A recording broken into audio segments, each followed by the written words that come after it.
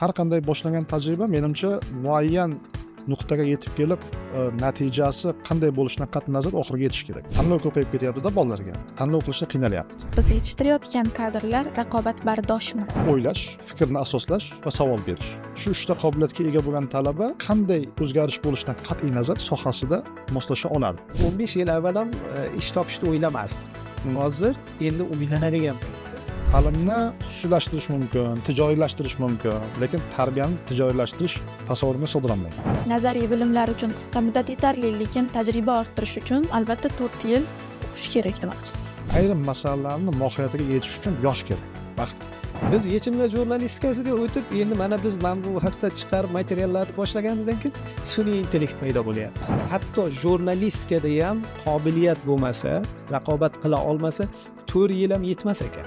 Katta tashkilot, tuman darajasidagi tashkilot rahbarlari aytayapti-da, ko'rdi, lekin jim bo'ldi. Rahbar har doim shu savolga javob berishga tayyor turish kerak-da, qilayotgan ishlar uchun. Haqiqatan jamoatchilik nazorati shakllanyapti-da. Jim turmaydi endi hozir.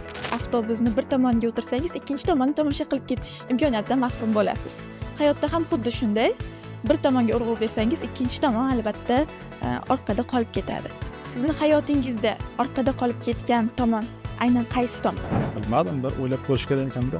Jonli efir bo'lmaganda o'ylab javob berardimda, to'g'risida keyin qulab qo'shib ketsak deb. Video memga shu narsa kelyapti. Shahro aka video qilasiz. O'ylaysiz, mayli bir sutka beramiz muhayat. Har kim har xil o'zi bilganicha yozadi. Ba'zan o'sha maktab o'quvchisini darajasidan ancha yuqori yoki ancha tushunarsiz.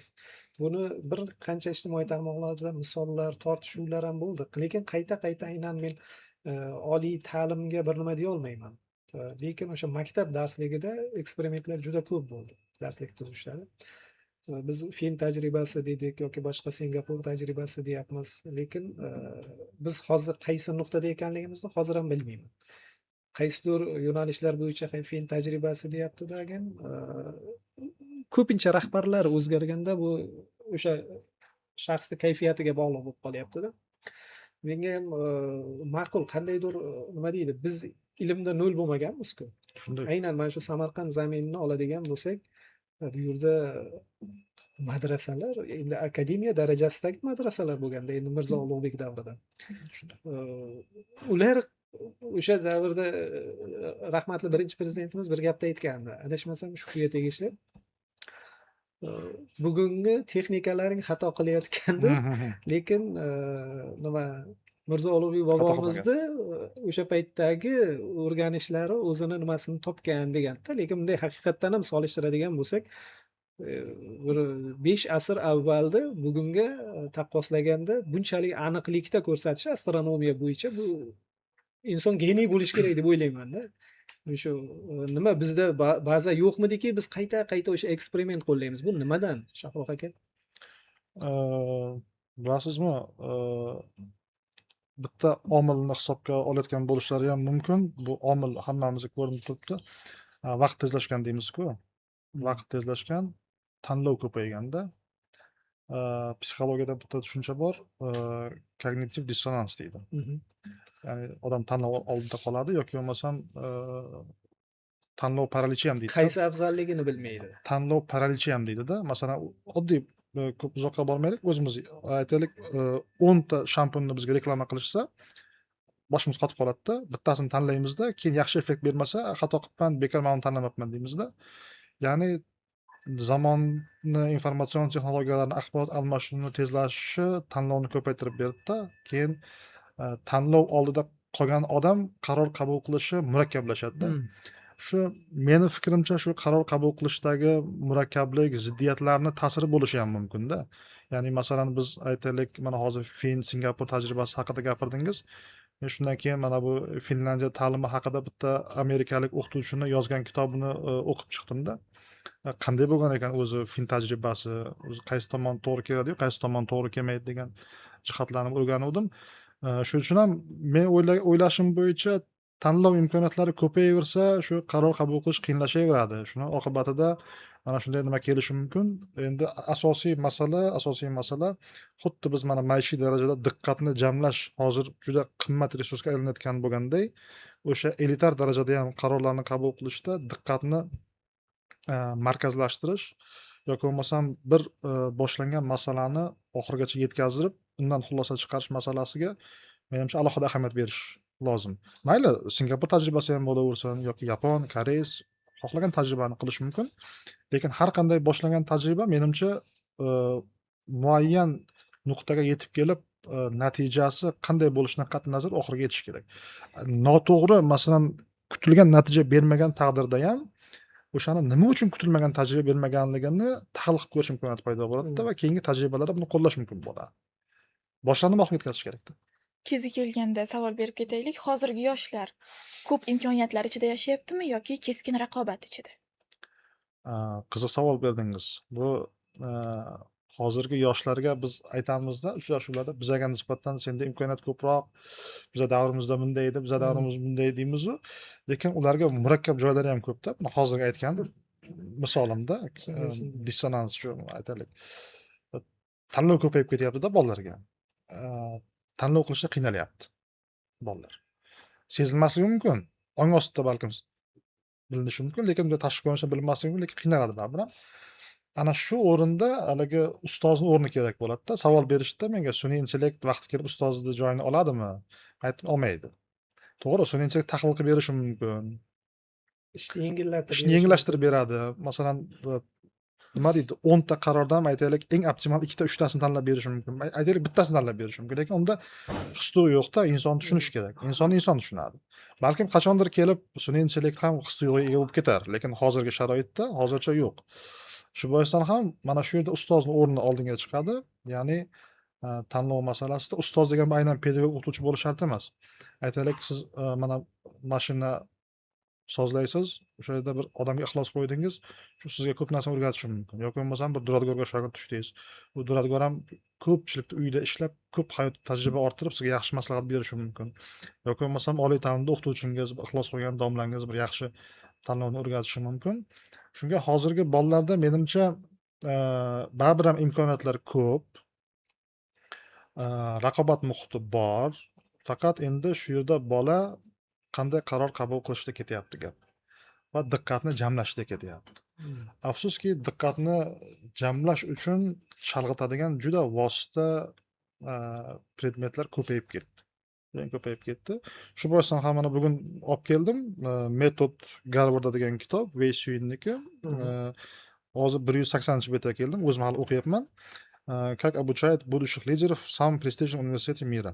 Ya'ni o'sha yerda aynan abituriyentlar, talabalar uchun juda qimmatli, zo'r fikrlarni, tajribalarni bergan. Xuddi mana siz bergan savolingizga mana shu kitobni o'qib chiqib, juda katta ozuqa olishi mumkin talabalar. O'qib tugatganimdan keyin talabalarga tavsiya qilmoqchiman. Savolni boshqacharoq beramiz. Hozirgi kadrlar, biz yetishtirayotgan kadrlar raqobatbardoshmi? Endi bu ikkinchi darajasi savolingizni. Raqobatbardoshmi? Bu bir qancha omillar bilan bog'liq. Men aytgan bo'lardim, bitta ta'lim muassasasi bergan nazariy bilimlar bilan hozir raqobatbardosh bo'la olmaydi.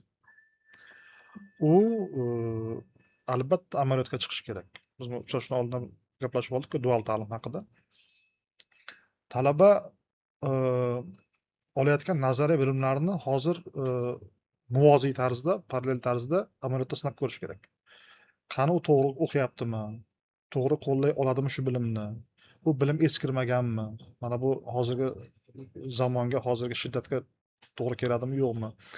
Va amaliyotdan talaba shu savollar bilan qaytish kerakda ustozning oldiga. Yoki mana bu kitobingizda bunday devdingiz, lekin amaliyotga bordim, bunday bo'lib qoldi-ku. Ya'ni mana shu savolni o'qishni bitirib ishga kirgandan keyin emas, o'qishni bitirmay turib berish kerakda. Ana shunda mana shu savolga u ishga kirgandan keyin duch kelmaydi. Mana bu hozirgiga o'xshab savolni keyingi darajasiga duch keladi. Ya'ni aytaylik, dunyoqarash, beriladigan savol o'zgaradi. Mana haligi kelishuvni yozib keldim.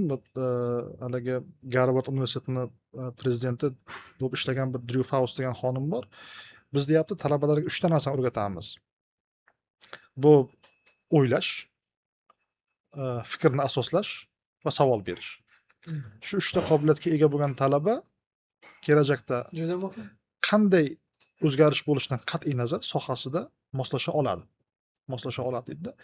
Ya'ni bugun raqobatbardosh bo'lish uchun birgina o'sha mutaxassislik fanni o'qib raqobatbardosh bo'la olmaydi. Endi savolingizga yana ham konkretni javob beradigan bo'lsam, raqobatbardosh bo'lishi uchun sharoit, imkoniyat bor. Gap endi talabani o'zida.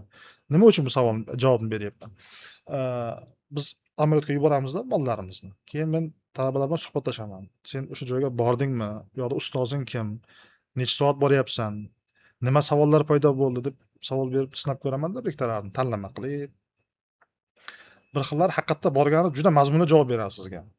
Butun qiziq narsa aytib beradi, savollar ham qo'yadi oldingizga. Bir xillari shu u yerda kimnidir bir qarindoshimi, bir tanishimi ishlaydi-da, nomiga borib bir ko'rinish beradi-da, imzolatib qochadi. Unda effekt bo'lmaydi. Keyin men aytaman-da, birodar, sen bitirgandan keyin ota-onang yo'liga qarab o'tiribdi. Senga vaqtini, pulini, energiyasini, mehnatini sarflayapti. Sen buni oqlashing kerak bitirgandan keyin. Deganda keyin bir xillarga ta'sir qiladi, bir xillari shu sal haligi nimasi o'yi kamroq bo'ladi-da. Haqiqatdan hammasini oliy o'quv yurtida tushuntira olmaysizda. U o'zi fikrlab boshlasa, qo'shimcha ilmlarni olsa, u raqobatni his qiladi. Bizda kechagacha hamda, masalan, nazarimda kecha bo'lgandayda, o'qishni bitirgan paytimizda ish muammo emasdi-da. Albatta men hozir boraman, maktabda ishlayman yoki hokimiyatda ishlashim yo bir soliq organida ishlashim aniq edi-da. Bemalol o'qimishli kadrlar kam bo'lganmi o'sha vaqtda, har qalay raqobat bugungichalik emasdi-da. Endi masalan, bitta hamshira bo'lish uchun ham, oddiygina hamshira bo'lish uchun ham kutar ekanda. Navbatni juda uzoq kutishar ekan. Uni 0.5, 0.25 stavka bilan ishlab yotganlar turibdi-da tepada. Shunday. U pensiyaga chiqmaguncha u hamshiraning o'rnini bo'shatib yoki buni joyini egalla olmaydi. Mana shu bir 15 yil avval ham ish topishni o'ylamasdik. Hozir endi o'ylanadigan paytda va endi o'sha davlat tashkiloti ham, oliy o'quv yurtlari ham kerak bo'lsa chertib eng zo'r o'qituvchini, eng zo'r kadrni olyapti-da. Bu tabiiy, o'zi ertaga bugun raqobatbardosh bo'lmaganlar ertaga yutqizadi va raqobatga maydonga tushishga tayyor bo'lib chiqish kerak ham bo'lib qoladi. Shahro aka, hozir aynan mana shu holatda mana Gulnoraning bergan savoliga qo'shimcha 4 yil o'qityapmiz. Hozir bir bakalavr. Professor Azamat aka bilan ko'p gaplashganmiz, Azamat Akbarov bilan bu haqda. Somdan bugun 4 yil o'qitish kerak emas bolani deyapti-da. Fikri shunaqa.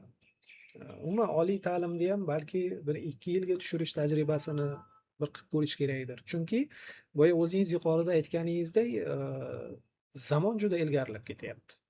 Fanlar ilgarilab ketyapti. Masalan, 1-kursda olgan bilimimiz 4-kursga kelganimizda deyarli kerak bo'lmay qolyapti-da. Aniq fanlarni men nazarda tutib aytyapman-da. Masalan, gumanitar fanlarga bu sekinroq o'zgaradi bu yo'nalishlar. Lekin mana ximiya, biologiya, fizika bu fanlar yoki mana IT yo'nalishlari bu 4 yil emas, bu balki 6 oylik kurs bilan ham mutaxassis bo'lib chiqishi mumkin-da. Siz qanday qaraysiz mana shu fikrga?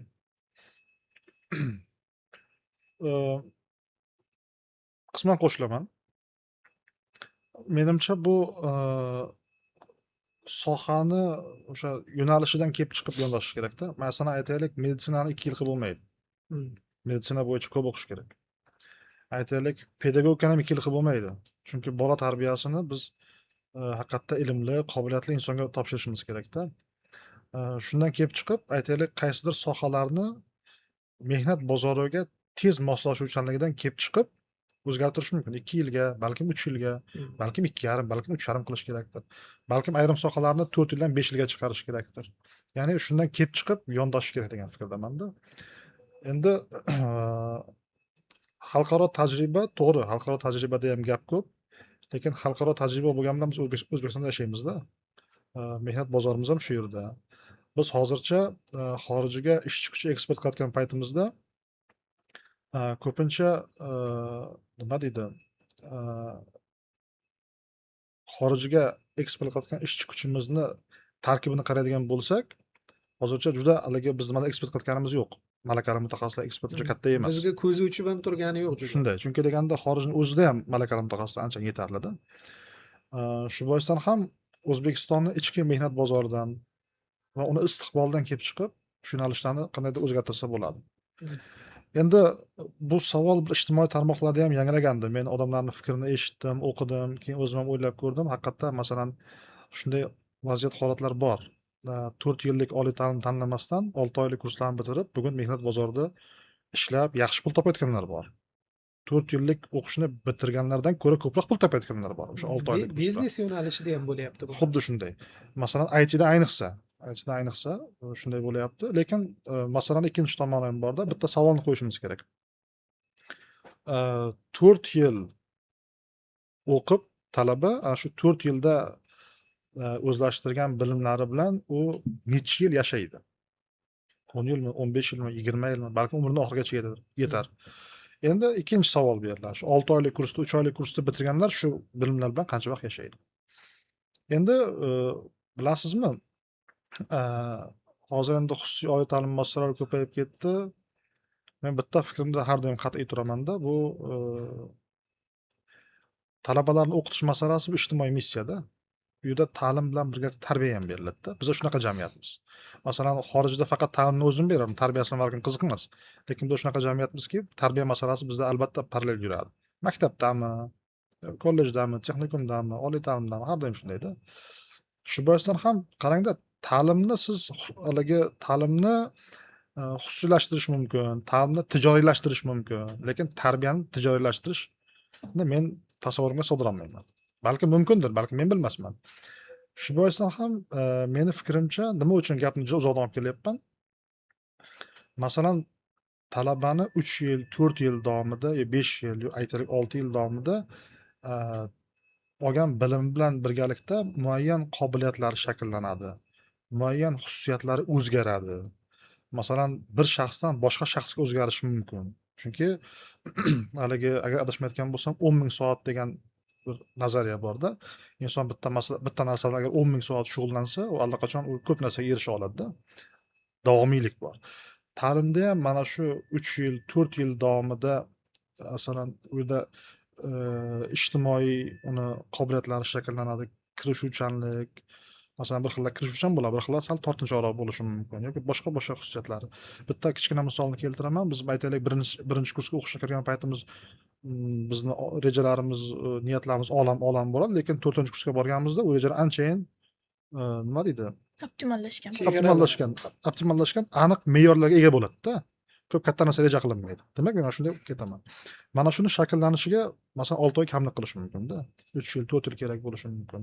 Bu talabalik oltin davrini bekorga aytmaydi. Borib devorga boshini uradi, aytaylik praktikada nimanidir o'rganadi. Shuning uchun ham 6 oylik kursning ham effekti bor. Lekin 4 yillik ta'limning ham o'ziga yarasha effekti bor. Demak, nazariy bilimlar uchun qisqa muddat yetarli, lekin tajriba orttirish uchun albatta 4 yil o'qish kerak demoqchisiz. Juda 4 yil bo'lmasa ham muayyan davr bo'lishi kerak. Muayyan uzoq davr bo'lishi kerak.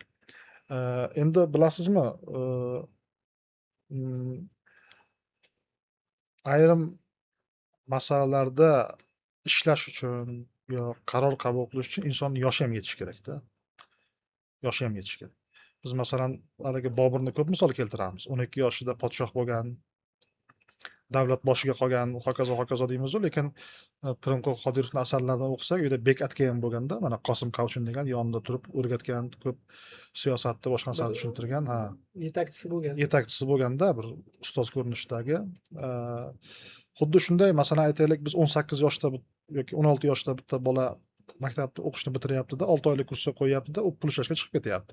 Yaxshi pul topadi. Masalan, hozir 16-17 yoshli bolalar bor, mendan ko'ra ko'p katta pul topadi. Lekin menda savol tug'iladi-da, xo'p yaxshi, shu masalan 20 yoshgacha ishlaydimi? 25 gacha ishlaydimi? 30 gacha ishlaydimi mana shu hozirgi 6 oylik masalan. Shu ishini shu yoshgacha qiladimi? Ha. Ya'ni aytmoqchi bo'lganim, bu yerda 4 yil davomida masalan sabr, tinglay olish, kuta olish, o'sha 4 yilgacha bora olish. Haligi nima uchun aytadi, ilmni ilm deydi, igna bilan quduq qazish. Igna bilan quduq qazib ko'ring, necha yil vaqt ketadi. Masalan, aytaylik, siz bitta narsani yarim yil, bir yilda yaratib qo'yishingiz mumkin, lekin ustozlar shoshma, shoshma, shoshma deydida, asosda shu joyga olib boradi. 2 yil, 4 yil Ha, qilib ya'ni sabrni o'rgatadi-da. Sabrni, kuzatishni, tinglashni. Ya'ni insonga ma'lum qobiliyatlar shakllanishi uchun vaqt kerak bo'ladi. Yoki yana bitta misolni keltiraman, bu gapni bobomdan boshladingiz-da. Bobomning ayrim bergan o'gitlari, nasihatlari shu talaba paytim, kichkina paytim bergan o'gitlari menga hozir yetib kelyapti-da. Hozir shularni mag'zini chaqyapman. Hali chaqolmaganlarim qanchada. Ya'ni ayrim masalalarni mohiyatiga yetish uchun yosh kerak, vaqt kerak, umr o'tishi kerak. Balkim biz ham masalan kelajakda g'arbga o'xshab juda ilg'orlab, rivojlanib ketib, zamon hozirgidan ham tezlashib ketar. Lekin o'sha paytda balkim aytganday ta'limni modeli ham o'zgarib ketishi mumkin. Lekin hozircha mana shunday. Mana o'sha yaqinda men buni ijtimoiy tarmoqda ham qo'ydim. Endi-ku qo'ying, mana bu aniq fanlarda qo'ying yoki mana yuqorida tarixni qiziqarli ekanligini aytdim-da. Tarixda masalan shunchaki inson miyasiga mana bunday qilib solib qo'yib bo'lmaydi. Butun boshli tarixda, u jahon tarixi, O'zbekiston tarixi buni va uni ichki yo'nalishlari bor-da endi u tarixda ham. Buncha ilmlarga ega bo'lish uchun juda uzoq vaqt kerak. Va boya aytganingizdek, shunaqa yo'nalishlar bor. Masalan, IT yo'nalishlari yoki masalan jurnalistika ham shart emas deyman-da, 4 yil o'qish shart emas. Balki 6 oylik yoki 2 yillik kurs yetarli. Chunki bugun o'rgangan jurnalistikamiz, masalan, biz kechagacha jurnalist surishtiruvlari eng murakkab va tosh bosadigan yo'nalish hisoblanardi jurnalistika. Biz men jurnalist surishtiruvlari bilan shug'ullanganman deb ko'kragimizda urib yurganimizda bir chet ellik mutaxassis aytdi, jurnalist surishtiruvlaring bu xuddi siz aytgandek buni to'liq analiz qilib chiqqanda, jurnalist surishtiruvlari natijasidan ko'ra yechimlar jurnalistikasi degan yangi yo'nalish kirib keldida, bu natijadorroq bo'ldi va jurnalistlarni mana bugun bloger jurnalistlar qamalayapti, ta'qibga tushib qolyapti-ku. Ana o'shanaqa holatlarga yo'l qo'ymas ekanda. Yechimlar jurnalistikasida ham xuddi tahlillar bo'lar ekan o'ziga yarasha va dunyo tajribasi va mahalliy tajribani olib yechim berar ekan. Jurnalist shunchaki mana bunday shunday anaqa mavzuni otib olib, janjalni ko'tarib chekkaga chiqib tomosha qilmas ekanda. Jurnalist surishtiruvida siz oxirigacha borasiz-da. Yechimlar jurnalistikasida yechim berar ekansizda. Bu xo'p, sen aqlli bo'ladigan bo'lsang, bir sohani o'rganayotgan jurnalist bo'lsang, uni ko'rib chiqsin mas'ul tashkilotlar. Haqiqatda tahlil qil uni jarayonida. Bu kirib kelyapti. Biz yechimlar jurnalistikasiga o'tib, endi mana biz bu haqda chiqarib materiallarni boshlaganimizdan keyin sun'iy intellekt paydo bo'lyapti. Sun'iy intellekt endi butun fact checkinglarga o'tib ketyapti va hokazo. Jurnalistika yangilanyapti. Bunga 4 yil o'zi qiyin-da. Yaqinda gazeta muharririman-ku. Jonboy tongida ham muharrirman. Bir xodim oldik. Men endi avval o'zim shug'ullanardim. Har bir kelgan xodim bilan o'zim shug'ullanib, to bir tushib o'zini yo'lini topib olguncha-da amaliy bo'lardi. Bir shogirdimizga aytdim, sen shug'ullangin, vaqting ko'proq. O'zing tarbiyala, mayli xabar yozishda yo boshqa. U eng qizig'i, tasavvur qilaylik, katta bir oliy dargohda bitirib kelyapti-da Toshkentda jurnalistika bo'yicha. U bizga o'rgatish kerak-da. Ochig'i menga o'rgatish kerak. Kimsan xizmat ko'rsatgan jurnalist maktabini olib kelyapti-da u. Endi xabar yoza olmayapti. Mayli qaragin, biroz shug'ullan dedim. Yana u kuni o'sha shogirdimiz aytayaptiki, nima qilay deydi, hamma narsani deydi, aka men tushuntirdim. Sun'iy intellektda yozilgan narsani farqlab olish oson-da. Fahmi yetadi, aka deyapti. Sun'iy intellektda yozyapti hamma narsani. Masalan, u sun'iy intellektda yozadigan bo'lsa, men o'ylayman, siz bilan suhbatlasha olmaydi. 4 yil tugul 6 yil o'qisa ham sizga savol berish uchun jurnalistning o'zini madaniyati bo'lishi kerak. Jurnalistning o'zini qobiliyati bo'lishi kerak.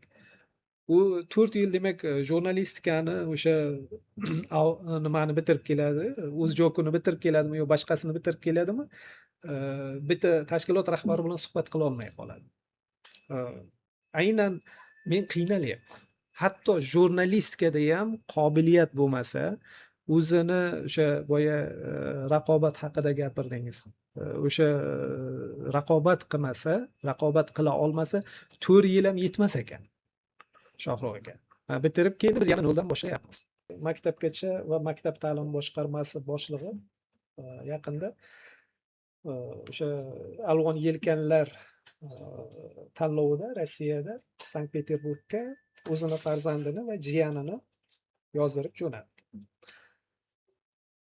Men savol keladi, shu odamni darajasi yetadi.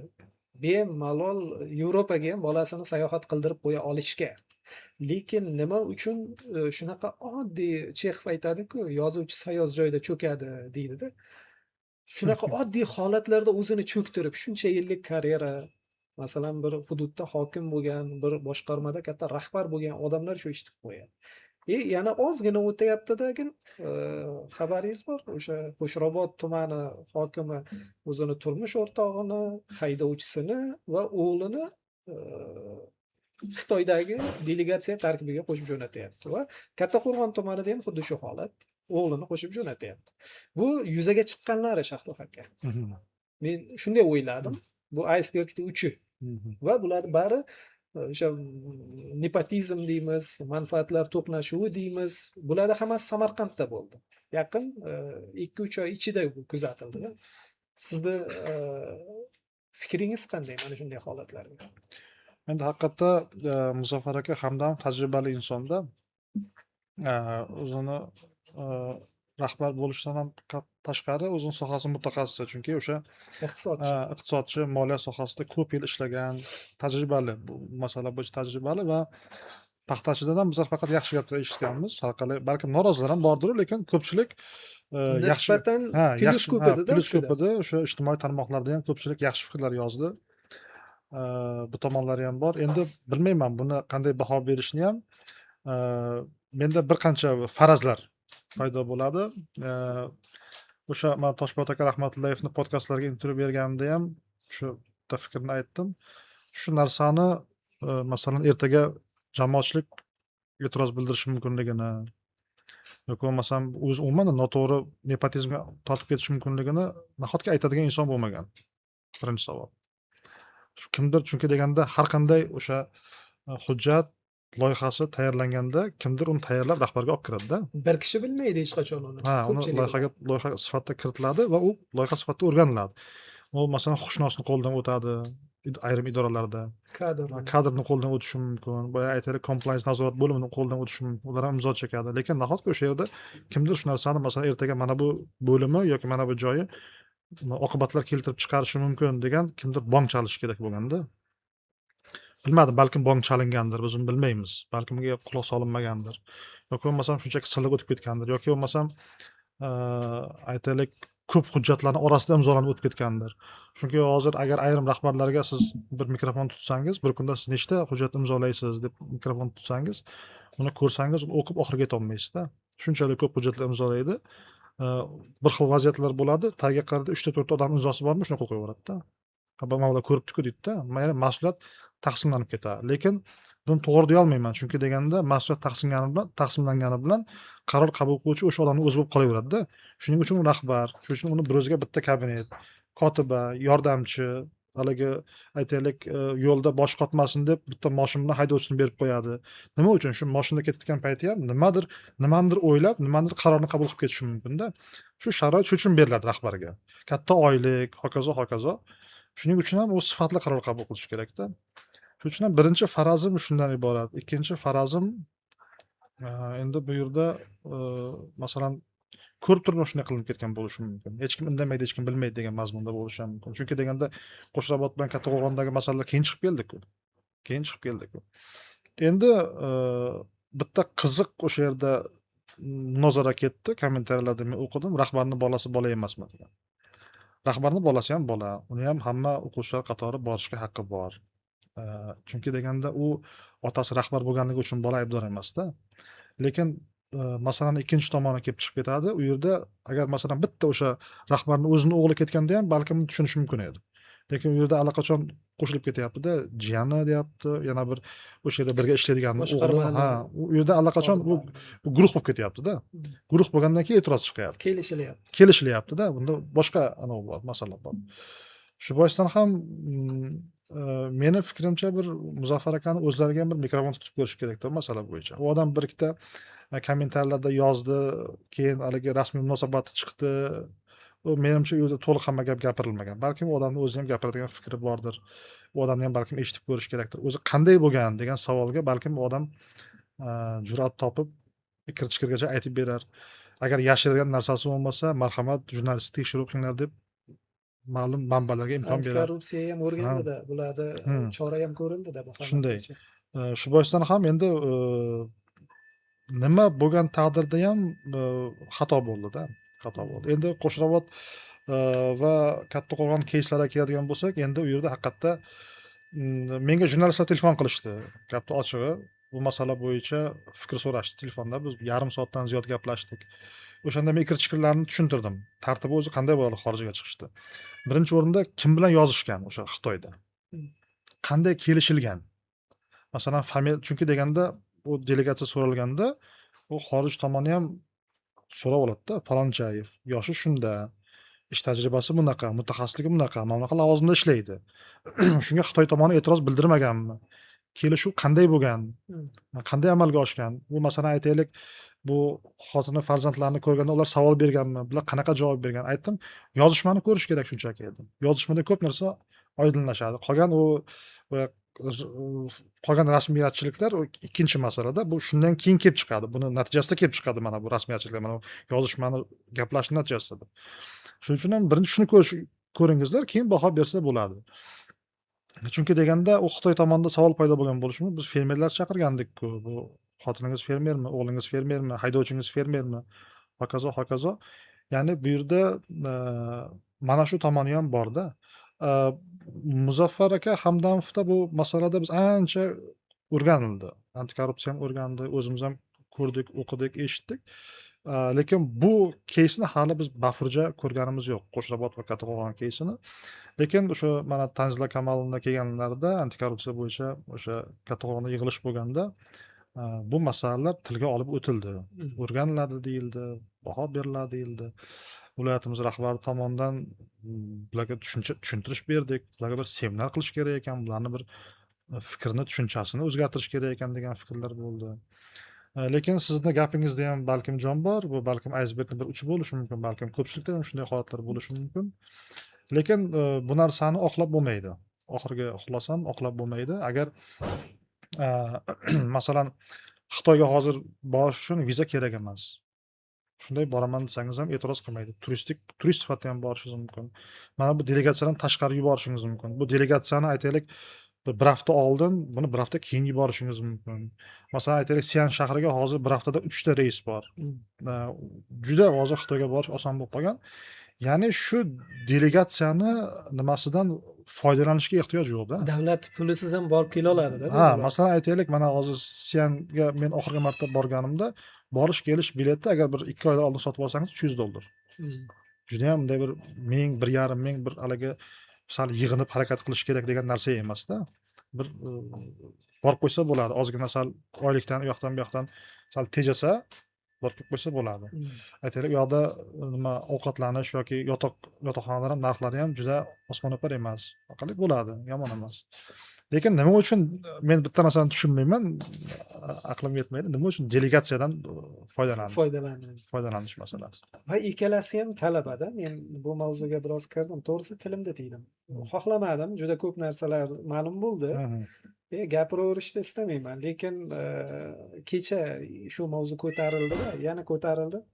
Biz nima uchun sizga bu savolni berdim? Siz viloyat kengashining deputatisiz.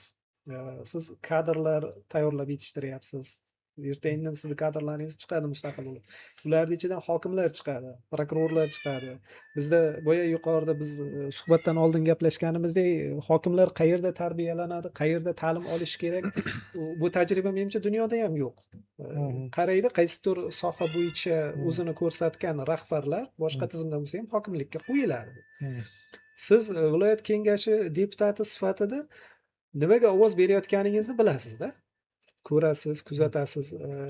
Kengashda raisini manfaatiga bo'ladigan narsalar bormi, siz uni ham tahlil qila olasiz. Qaysidir bir viloyat darajasidagi rahbarning manfaatiga xizmat qiladigan qarorlar bo'lyaptimi, uni ko'ra olasizda. Aynan mana shu delegatsiyalar ham o'ylayman, albatta tuman kengashi bir marta nigohidan o'tadi-da.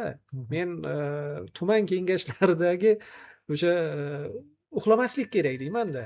O'sha deputatlar ham salgina hushyor bo'lib, keyin bilasizmi, surat e'lon qilingandan keyin chiqyapti, insayderlar chiqyapti-da. Oddiy fermerlargacha chiqyapti-da. Biz buni ko'ruvdik tuman hokimligini kanalida. Haqiqatan ana o'g'lini taniymiz deyapti. Katta-katta tashkilot, tuman darajasidagi tashkilot rahbarlari aytayapti-da. Ko'rdi, lekin jim bo'ldi. O'ylayman, deputatlarni ham ko'pi ko'rdi uni, tumanda ham. Lekin jim bo'ldi-da. Mana o'sha jim bo'lmaslikni, boya o'zingiz aytganingizdek, boshqarmada ham kimdir aytgandir dedingiz. Uni farzandi ketyapti-ku. U bilmay qolmagan u hujjatlarni. Oddiygina bizda juda oddiy bo'lib qoldimi deyman-da. Men qo'rqitadi bu narsa. Sal hayiqish kerak. Jamoatchilik nazorati deyapmiz. Haqiqatan jamoatchilik nazorati shakllanyapti-da, Shavro aka. Jim turmaydi endi hozir. Mana o'sha viloyatimiz hokimi ham kelgan vaqtlarida chaqirdilar bir guruh jurnalistlarni, suhbatlashyaptilar-da. Masalan, respublika darajasida rahbar bo'lgan odam, katta bir tajribaga ega bo'lgan odam, nima uchun sizlarni chaqiryapman? Ertaga men qaysidir qaror qabul qilganimda yoki qanaqadir bir loyihani boshlaganimda sizlarning fikrlaringiz, reaksiyalaringiz qanaqa bo'ladi deb ehtiyot bo'lib gapirdi-da. Hozir endi yashirib bo'lmaydi ko'p narsani. Keyin bizga mana bu deydi, 8 ta loyihani aytdi viloyat hokimi. Keyin biz o'zimizni qaysidir nuqtalarida e'tiroz yoki taklif yoki qo'llab-quvvatlashimiz bo'lsa bildirdik. Bu yaxshi. Demak, men buni jamoatchilikka oshkor qilsam bo'lar ekan degan fikrda aytayapti-da. Shu narsa, maslahat degan narsa bizda ko'pimizga yetishmaydi. Va hech kim bilmay qoladi deb o'ylayapmiz-da. Mana shu holatlarda men shuni ko'rdim-da. Shavro aka. adashmasam 2018-yilda Davlat boshqaruv akademiyasini filiallari ochildi-da hududlarda. Shunda Samarqandda ham ochildi. Men paytda doktoranturada o'qirdim, ozgina vaqtim bordi, bir 0,5 stavka dars olib, dars berganman. Boshqaruv rahbar muloqotining samaradorligi mavzusini men o'tardim.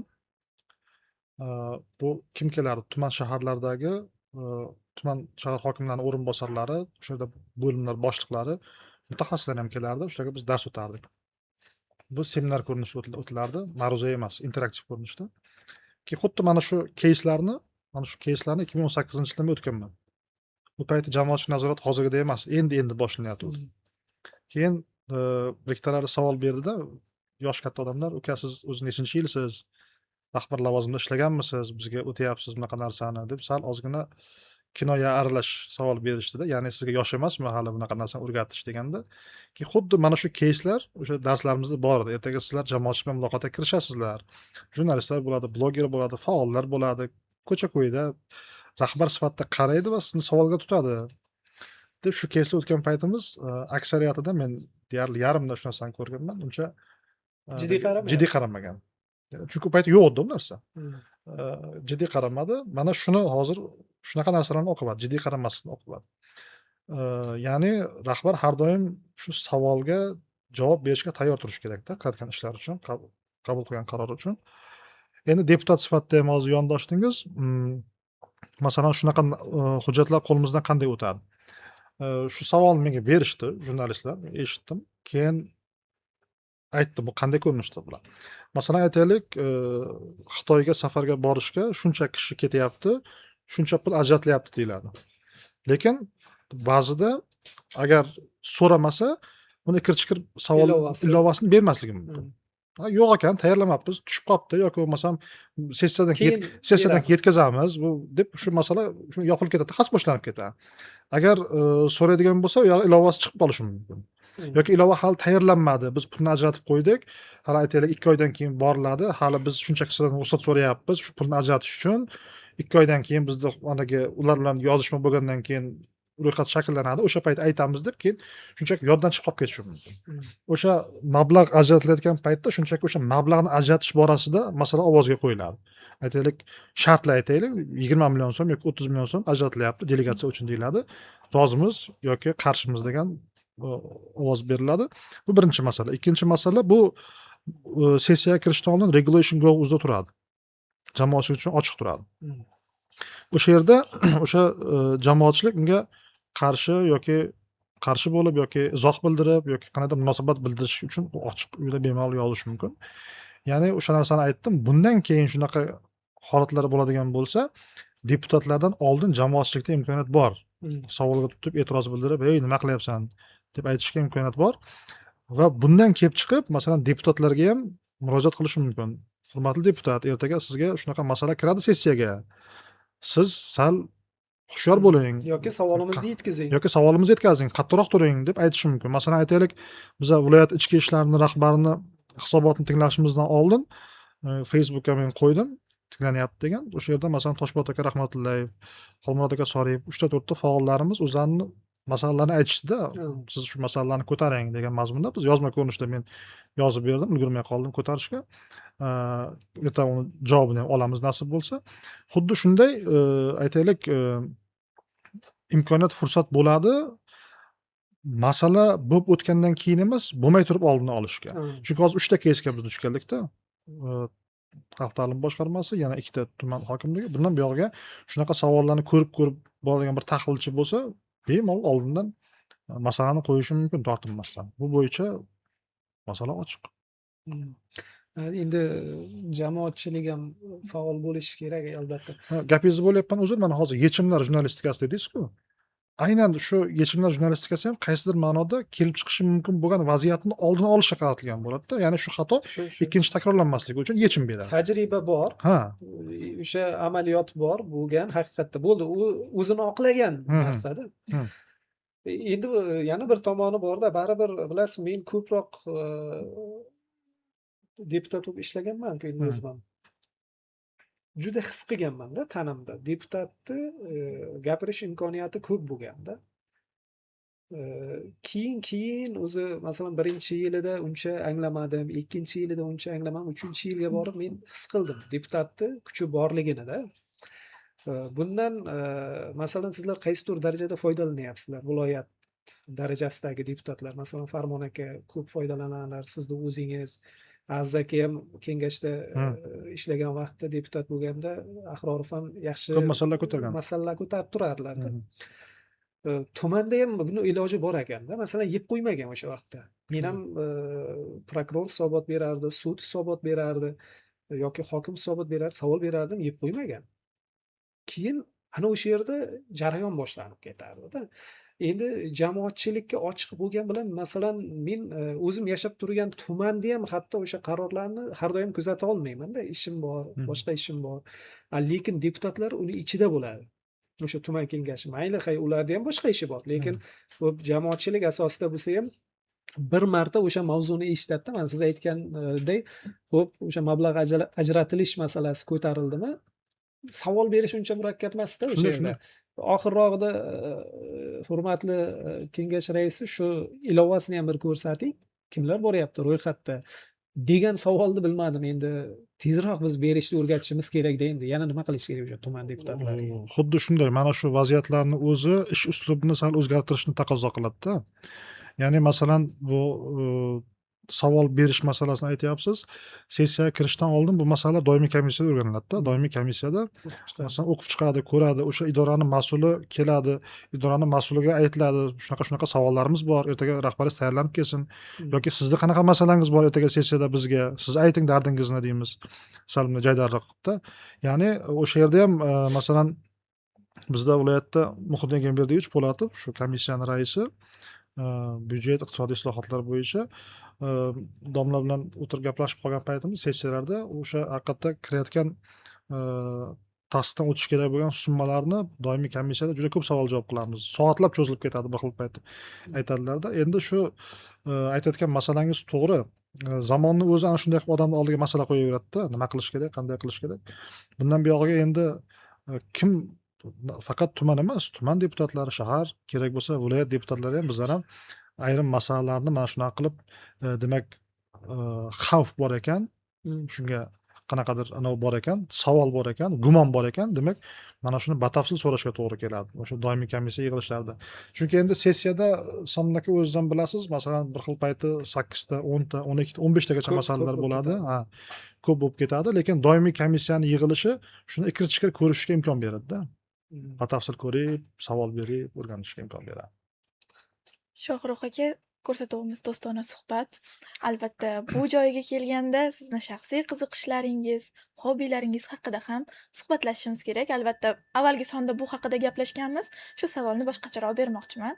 Terrasaga kirganingizda qo'lingizdagi kitobni ko'rib, eng yaxshi savol egasiga kitob berar ekanlar desam, uni o'zingiz o'qiyotgan ekansiz.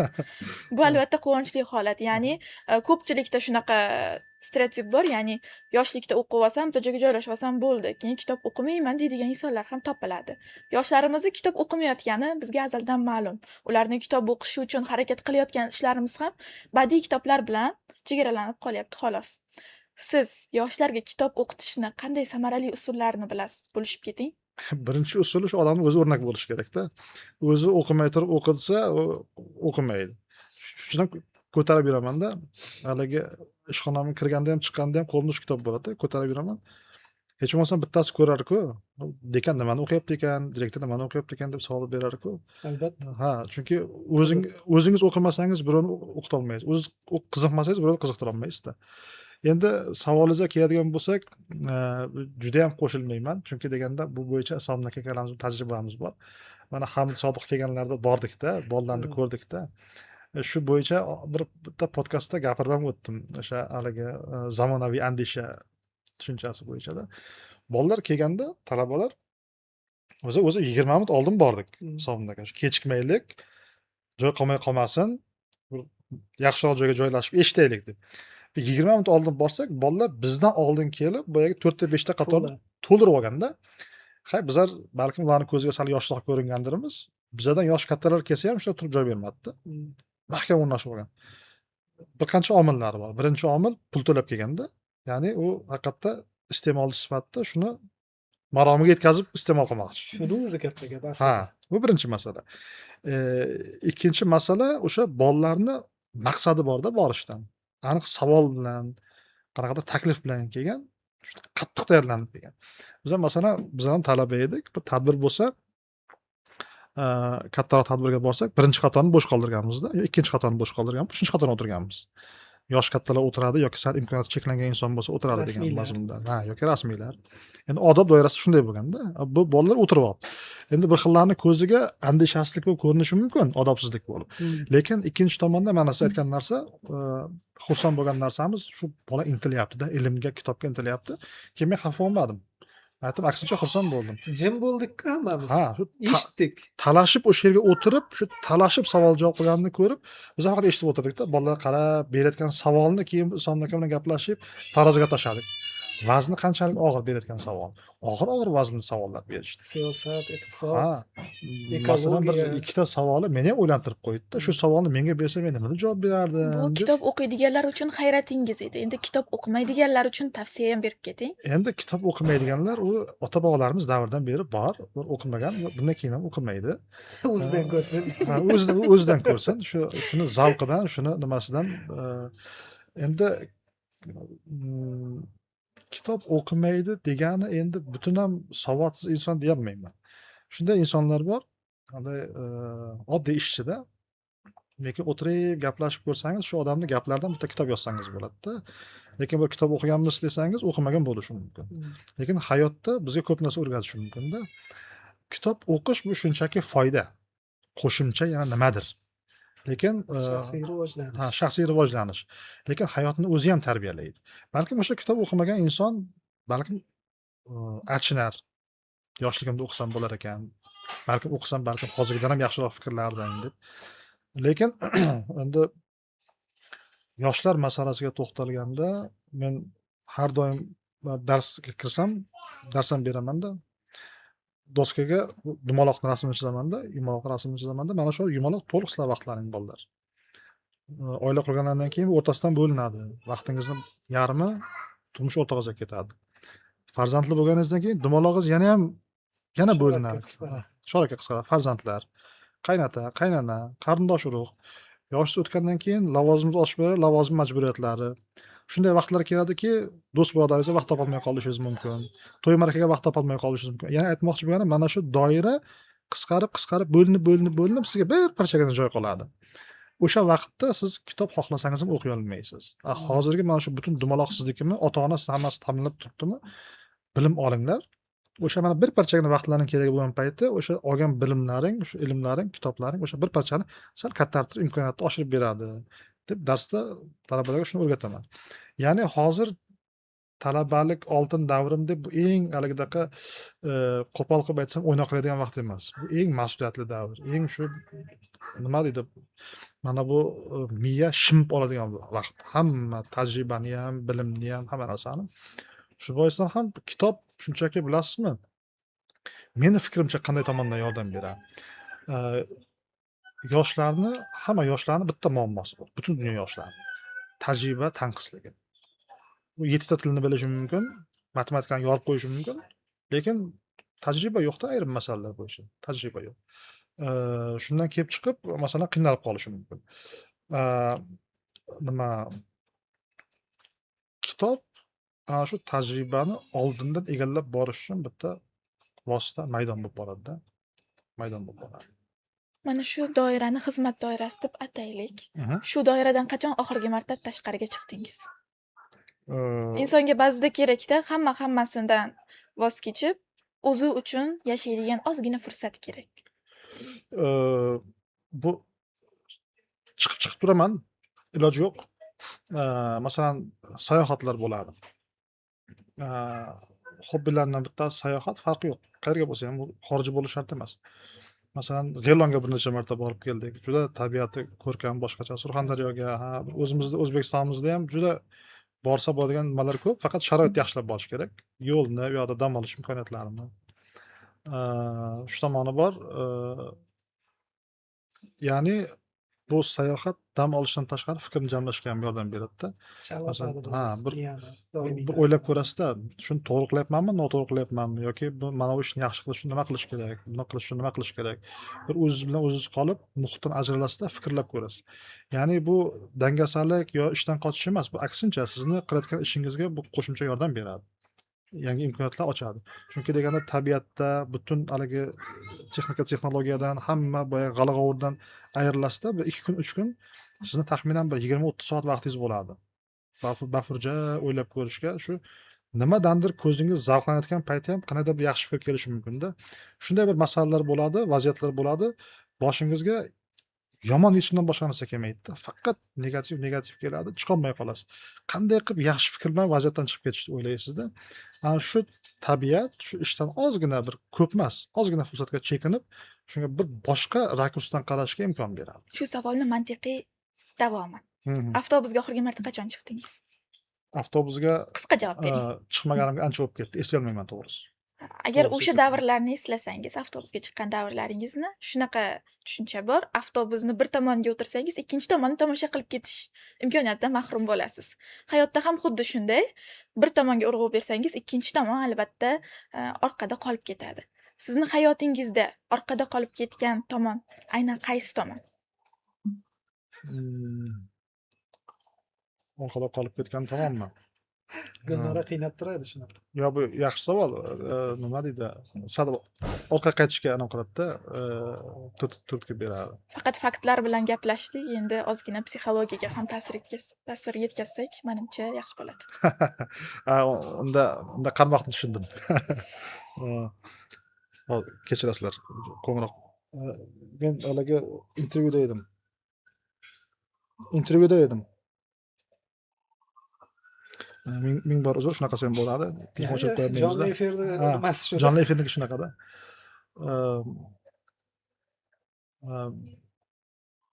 Bilmadim, bir o'ylab ko'rish kerak ekanda. Jonli efir bo'lmaganda bir 5-10 minut o'ylab javob berardim-da, to'g'risida. Keyin uxlab qo'shib ketsangiz ham bo'ladi. Menga hech narsa kelmayapti. Qaysi tomon orqada qolgan ekan deb. Bilmadim. Bu qaysi tomon orqada qolganligi balkim chetdan ko'rinishi mumkin-da. Chetdan kimdir nazar tashlasa, siz bilan suhbatlashsa, o'sha qaysidir kemtikni aniqlab olishi mumkin. Lekin o'zingizni aniqlashingiz uchun biroz fikrlashingiz kerak-da, o'ylab ko'rishingiz kerak. Boya o'sha masalada biz zamon tezlashganiga bog'laymizda, o'shani orqasiga yashirinib olamiz. Lekin yumshoq qilib aytganda balkim armonlaringizni demoqchi bo'layotgansizlar balkim. Shunday.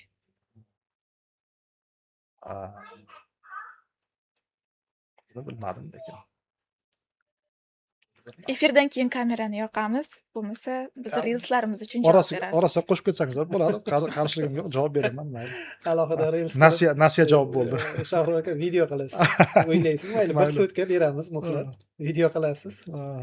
Menda fikr kelib qoldi. Ijodkorlikdan orqaga chekingansiz. Ya'ni aynan o'z-o'zini tahlil qilish, qaysi joyda xato qilyapman yoki qaysi joyi menda orqada qolib ketdi degan savolni, demak, anchadan beri o'zingizga bermagansiz.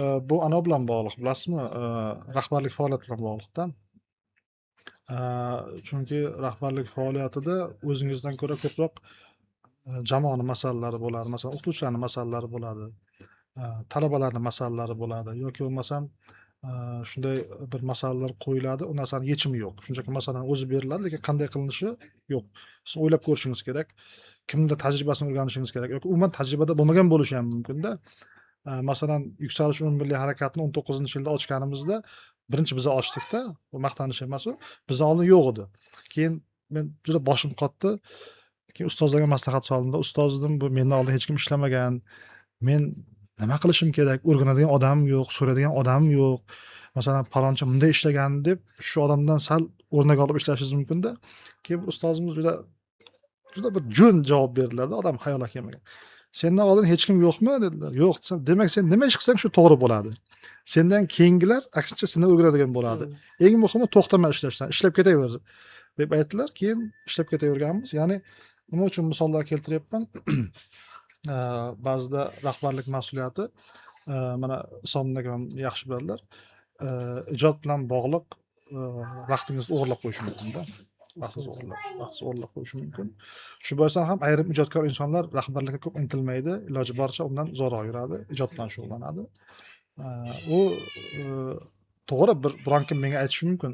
Birodar, rahbarlik ham o'zi ijodkorlik. Shu faqat sal boshqacha yo'lda ijod qilasan deyish mumkin, lekin uni mas'uliyati tosh tarozi sal boshqacharoq bo'ladi. Abdulla Oripov ham ko'p yillar hukumatda ishladi-ku. Uyushmaga rais bo'ldi, senat bo'lib ishladi. Bilsangiz, o'sha 2014, 15, 16-yil vafot etgan bo'lsa, o'sha yillarda Everest ummoni degan bir to'plam chiqardi. Men Abdulla Oripovni o'sha 60-yillardagi Yillar armoni degan to'plamini deyarli yodlab olgandim-da. Studentligimda. Shunchalik huzur qilib o'qirdim o'sha kitobni. Keyin men ko'p yillar davomida, aynan mustaqillikni dastlabki 20 yili deydigan bo'lsak, Abdulla Oripovda huzur qiladigan o'sha Abdulla Oripovni ko'rmaganman-da. Aynan o'sha adashmasam 15 yo 14-yilda o'sha to'plam chiqdi, Everest ummoni. Huzur qildim-da. Haqiqiy falsafasi Abdulla Oripovda biz ijodiga urg'u berganimizda uni falsafiy yondashuv haqida gapiramiz-da odatda. Haqiqiy falsafa shunday qaymoqdek bo'lib oqqanda o'sha kitobida. Demak, gapingiz to'g'ri. Rahbarlik ijodni qirqadi. Usti yashil kitob, uyda menda bor, Yillar armoni to'plami. Yillar armoni, armon ko'rmadim men sendan buyukroq. Juda haqiqatda zo'r. Xuddi siz yozgandek his qilasiz u she'rlarni. Xuddi shunday, juda boshqacha yozilgan, juda haqiqatda. Keyin mana oxirgi sal mavzudan ham ozgina chetlashdik. Keyin shu umrimning so'nggi yillarida yozgan she'rlarini o'qidim. Juda ko'p hayotiy xulosalar. Turkiyada vaqtida. Masalan, mana bu narsa bekor bunday bo'lgan ekan, mana bu narsa afsuslanish yoki bo'lmasam zalvorli juda falsafiy, juda og'ir xulosalar berilgan. Uni o'qisangiz ham juda odamga boshqacha ta'sir qiladi. Bu hamma lavozimlardan ketib, Ha, ha. o'zi bilan o'zi qolganda yozilgan she'rlar. Ha, xuddi shunday. Endi inson haligi ijodga, hobbisiga vaqt qoldirishi kerak. Agar qoldira olmasa, bu insonni o'zini aybi.